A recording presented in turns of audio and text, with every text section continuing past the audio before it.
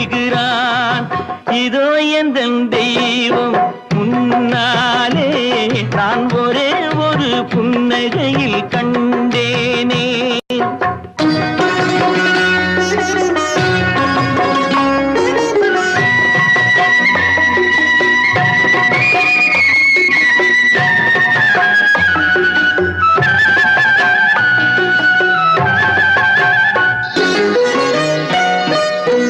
அவன் பூவிரியும் சோலையிலே மணப்பான், இசை பூங்குயிலின் தேன் குரலில் இருப்பான். அவன் பூவிரியும் சோலையிலே மணப்பான், இசை பூங்குயிலின் தேன் குரலில் இருப்பான்.